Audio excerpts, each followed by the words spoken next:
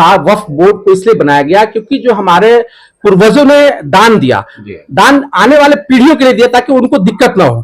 पिछले 30-35 सालों से जब आप सारे चीजों का निचोड़ निकालेंगे तो ये लगा कि मुसलमानों ने झोला भर के वोट दिया है, चाहे वो जदयू हो या पीडीपी हो या लोजपा हो। इन लोगों को तो खैर मुसलमान कभी माफ नहीं करेगा क्योंकि इन लोगों ने बहुत बड़ा धोखा दिया, दगा। न्यूज के प्रायोजक है उषा फर्नीचर। आप देखना शुरू कर चुके हैं एबीएन बिहार न्यूज। मैं हूं आपके साथ महफूज कामिल। इस वक्त खास बातचीत करने के लिए हमारे साथ जनसुराज के कार्यकर्ता और समाज सेवी इनामुल हक है, जो बता दें कि आपको जो चुनावी वर्ष शुरू होने के बाद ही यानी कि आगाज होने के बाद ही सभी पार्टियां सभी दल अपने अपने तरीके से तैयारियां शुरू कर दी है। वहीं इस वक्त जो है बहुत बड़ा मामला वक्फ बिल को लेकर चल रहा है। सभी मुद्दों पर बात करेंगे। यहाँ पर इनामुल हक मौजूद है और आप बता दें कि 2015 से इन्होंने बिहार में जो है राजनीतिक सफर शुरू की और बीएसपी से कांटी विधानसभा में चुनाव लड़ा और एक अच्छी जगह भी हासिल की और लगातार जो है सक्रिय हैं, लगे हुए हैं कांटी में। चूंकि अब जो है चुनावी वर्ष शुरू भी हो चुका है, 2025 में यानी कि विधानसभा का चुनाव भी होना है। जी सबसे पहले तो एबीएन बिहार न्यूज पे आपका बहुत बहुत स्वागत है। जी आपका भी बहुत बहुत शुक्रिया और आपके दर्शकों को मेरी तरफ से ढेर सारी शुभकामनाएं। जी क्या कहेंगे, एक तरफ जो है चुनावी माहौल है, सभी पार्टियां अपने तरीके से तैयारी शुरू कर चुकी है। कल जनसुराज का रैली भी है। हाँ, ये तो 11 तारीख को कल यानी कि पटना में रैली नहीं महारैला है, जहां पूरे बिहार के कोने कोने से लोग वहां पहुंचेंगे और ये रैली बिहार बदलाव रैली है। क्योंकि 15 साल बनाम 20 साल की जो लड़ाई है, इसमें कहीं ना कहीं बिहार की जनता अपने आप को ठगी हुई महसूस कर रही है। तो एक मजबूत विकल्प की तलाश में लोग थे, लेकिन एक मजबूत विकल्प लोग को नहीं मिल रहा था। वो कहीं ना कहीं जनसुराज लोग के सामने उभर के आ रही है, एक मजबूत विकल्प के तौर पर। लोग उसको देख भी रहे हैं और आने वाले दिनों में बहुत मजबूती से उसका साथ देंगे। लेकिन कहने की बात यह है कि बिहार में 18% मुसलमान हैं, तो कहीं ना कहीं जो है किस तरीके से मुसलमानों को कन्वर्ट करेंगे। जहां मुसलमान कह रही है जनसुराज को बीजेपी की बी टीम बता रही है, तो ऐसे में कैसे मुसलमान साथ हो पाएंगे? देखिए, एक धारा बना हुआ है बिहार में, क्या पूरे देश में, कि जब भी कोई नई पार्टी आती है समाज में एक लोकतांत्रिक ढांचे के तहत चुनाव प्रक्रिया में, तो उसको सबसे पहले बी टीम घोषित कर दिया जाता है। चाहे वो एमआईएम हो या और भी नई पार्टी जो भी बनती है, उसको बहुत सॉफ्ट जो है शब्द है बीजेपी का बी टीम कह देना, लेकिन उसका कोई जनाधार नहीं दिखता है। क्योंकि आप कैसे बोलेंगे, कहीं ना कहीं आपके वो चीजें दिखेगी, लेकिन शुरुआती दौर में ही पहले ही जो सेक्युलर पार्टी एक माहौल बना देती है कि ये बी टीम है। तो बी टीम बोलने से पहले साबित करना होगा कि कैसे बी टीम है, या फिर जब तक आप मौका नहीं देंगे तब तक आप कैसे कह सकते हैं। तो लोकतंत्र में सभी को अधिकार है पार्टी बनाने का, चुनाव लड़ने का। तो इससे हमको ये जो समझ में आ रही है बात की, जो स्टेबल पार्टी है वो नहीं चाहती कोई दूसरी पार्टी आए, जबकि लोग जो है चाहते हैं कि एक मजबूत विकल्प हो जिससे लोग अपना मत का सही इस्तेमाल कर सके। लेकिन सम्मान जो मिलता है नहीं मिलता है मुसलमानों को, मंच पे जो बेइज्जत किया जाता है। हाँ, सम्मान देखिए, अभी वही बता दूं कि अब मुसलमानों का जो यकीन रहा या विश्वास रहा है, मुसलमानों का अपना कोई नुमाइंदा नहीं है। अगर मुसलमानों को देश का प्रधानमंत्री बनना है ना मुख्यमंत्री बनना है। कहीं ना कहीं बिहार में लालू यादव को लोगों ने नेता माना, अब तेजस्वी यादव को नेता मान रहे हैं।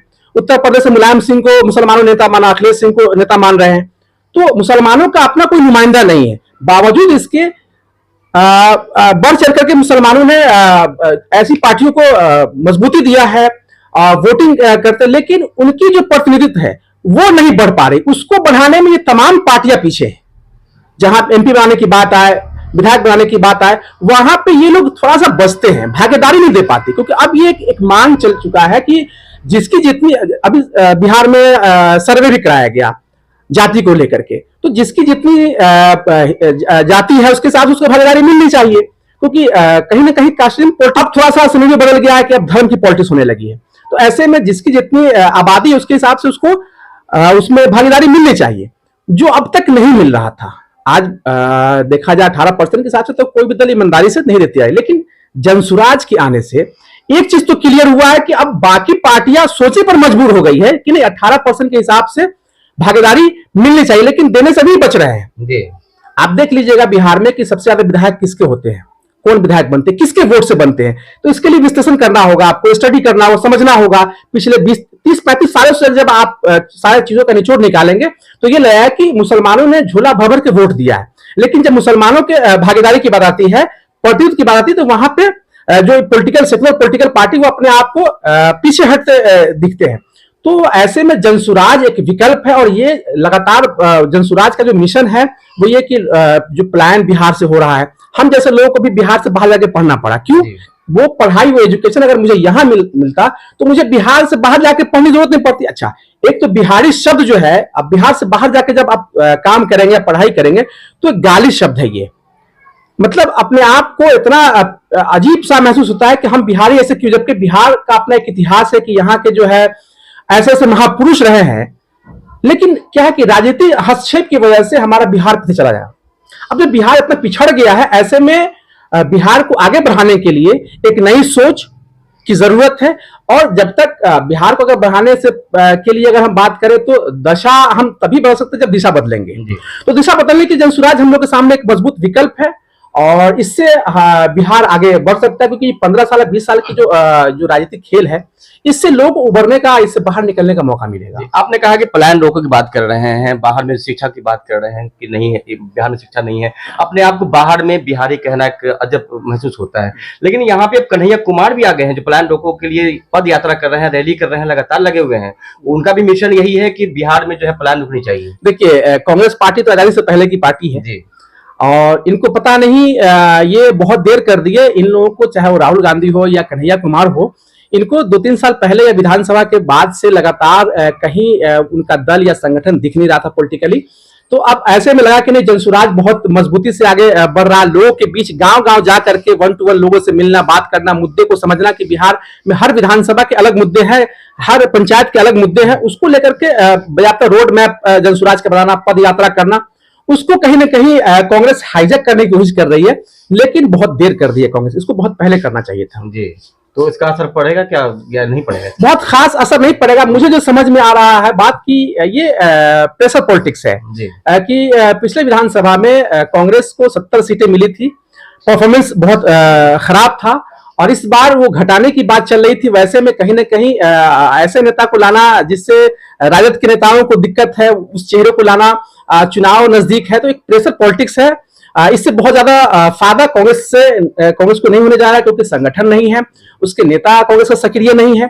बस यह है कि अपनी जगह को सुनिश्चित करने के लिए, बार्गेनिंग करने के लिए सारा अभियान चल रहा है। 277 की तैयारी चल रही है जनसुराज की, तो क्या लगता है कि जिस तरीके से अभी जो एमएलसी चुनाव हुआ, उसमें क्या लगता है इसमें लोग स्वीकार करेंगे? बहुत अच्छा रिस्पॉन्स रहा है। डॉक्टर विनायक गौतम यहाँ से चुनाव लड़े और दूसरा स्थान रहा, जबकि यहाँ जदयू और आरजेडी की बात करेंगे तो ये इनका पोजीशन देख लीजिए, क्योंकि यहाँ के जो है बड़ी पार्टियां हैं, उनको तीसरे चौथे नंबर पर जाना पड़ा और दूसरे नंबर पे जो है जनसुराज रही। तो बहुत अच्छा परफॉर्मेंस रहा।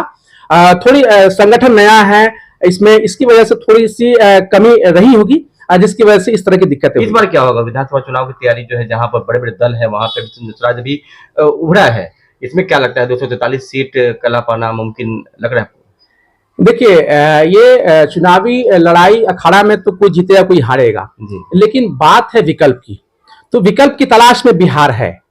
कोई ये जो 15 साल 20 साल का जो खेल जो है ना, इससे लोग मतलब पक चुके हैं, काफी पीड़ित हो चुके हैं। उनको लगता है कि बिहार की जनता को लगता है 55% एवब कि नहीं, बिहार में एक नया विकल्प चाहिए। वो विकल्प जनसुराज विकल्प के तौर पर सामने उभर रही है। जी, तो लगता है कि सीट इस पर मिलेगी जनसुराज को? बिल्कुल, जिस तरीके से लोगों का जनसुराज पर विश्वास बढ़ रहा है, ऐसे में चुनाव प्रक्रिया को लेकर के ही सिर्फ जनसुराज काम नहीं कर रही है। समाज के उत्थान के लिए या बिहार के अग्रणी राज्यों में कैसे, देश के अग्रणी राज्यों में कैसे बिहार आगे बढ़े, उसको लेकर के लगातार पिछले 2 साल से 3 साल से जनसुराज काम कर रही है। अब चुनाव में क्या नतीजा आएगा ये तो जनता के इस पर डिपेंड करता है। वक्फ बिल को लेकर जनसुराज पे कितना असर पड़ेगा? क्योंकि वक्फ बिल का मामला काफी चल रहा है अभी, काफी ये मामला गर्म है अभी, और अभी सामने चुनाव भी है। नहीं, वक्फ बिल पे लगातार डे 1 से, जब से ये मामला लोगों के बीच में आया, प्रशांत किशोर लगातार इस मुद्दे को उठा रहे हैं और पूरे मुखर होकर के उसके बाद ही तमाम पार्टियों ने जो है सुर से सुर मिलाया है। लेकिन जिसकी जो हैसियत राजनीति में होती है उस हिसाब अपनी बात को रखते हैं। तो अब सारी जो भी सेकुलर पार्टी है इसमें खास तौर से, चाहे वो जदयू हो या पीडीपी हो या लोजपा हो, इन लोगों को तो खैर मुसलमान कभी माफ नहीं करेगा, क्योंकि इन लोगों ने बहुत बड़ा धोखा दिया, दगा किया है, क्योंकि ये सेकुलर देश है और ये मामला जो है ये मजहबी मामला है। इसमें किसी सरकार को हस्तक्षेप नहीं करना चाहिए था, तो इसका खामियाजा उन पार्टियों को तो भुगतना पड़ेगा। तो यहाँ तो सत्ता पक्ष कह रही है, जो मुस्लिम नेता है उसके कह रहे हैं कि ये तो अच्छा है, अच्छा निर्णय है। जिस तरीके से जो है वक्फ बोर्ड की जमीन बेची जा रही थी, अब नहीं बेची जाएगी, तो कहीं ना कहीं इससे फायदा हुआ मुसलमानों का, क्या कहेंगे? नहीं, ये क्या है कि अब उनके पास कोई ऑप्शन नहीं है जी। तो चीजों को डाइवर्ट करने के लिए वो इस तरह की बात कर रहा है, लेकिन हकीकत ये है कि कोई भी मुस्लिम अगर जिसका जमीर मर गया होगा वो पार्टी पॉलिटिक्स करेगा, लेकिन जहां पे आपको दफन होना है मरने के बाद, या आप 5 वक्त की नमाज कर पढ़ते हैं, तो ये आपसे कभी भी छीन सकता है। जो दावा था वक्फ बोर्ड को इसलिए बनाया गया क्योंकि जो हमारे पूर्वजों ने दान दिया, दान आने वाले पीढ़ियों के लिए दिया ताकि उनको दिक्कत ना हो और एक सवाब जारिया भी उनको मिलता रहे। तो लोगों ने, जिनके पास औलादें नहीं हुआ करती थी, जिनके पास प्रॉपर्टीज बहुत ज्यादा हुआ करती थी, वो वक्फ करते थे, दान करते थे, वो बोर्ड को ज्यादा था। अब इसमें क्या है कि जिस तरीके से इस कानून में बदलाव किया गया है, कल के डेट में कोई भी वक्फ बोर्ड दावा नहीं कर सकती है कि ये जमीन वक्फ की है, क्योंकि उसमें लीगल इतना पेच आ जाएगा, सरकार उसको अपने अंडर में कर लेगी, ये सरकारी प्रॉपर्टी है। उसी तरीके से जगह जगह पे ये विवाद, ये मामला बढ़ता चला जाएगा। अब सरकार का ये कहना है कि ये पासमंदा मुसलमान जो पिछड़ गए हैं, मंदा का उर्दू जो इसमें इसका मतलब यह है कि ये इसको जो जाति समुदाय से जोड़ा नहीं गया है। पासमंदा का मतलब है कि जो पिछड़े हुए हैं, चाहे वो नमाज नहीं पढ़ रहे हैं या दीनी इस्लाम में वो पीछे रह गए हैं, इसके लिए पासमंदा शब्द का इस्तेमाल किया गया। लेकिन आज पॉलिटिकली जो है ना, इसको पिछड़ा समाज से जोड़ दिया गया है, जबकि पिछड़ा समाज से नहीं, जो इस्लाम में पिछड़ गए हैं, जो नमाज से ताल्लुक नहीं रखते हैं या इस्लाम या दीन को नहीं समझ पा रहे हैं, उनको जोड़ने के लिए पासमंदा शब्द का इस्तेमाल किया गया। लेकिन अब पॉलिटिकली ये हो चुका है। लेकिन समझना होगा कि इस्लाम में कहीं भेदभाव नहीं है। एक जो है कब्रिस्तान में सबको दफन करना है, होना है, या एक मस्जिद में नमाज पढ़ना है, तो यहाँ पे तो पासमंदा मुसलमानों का सवाल ही नहीं है।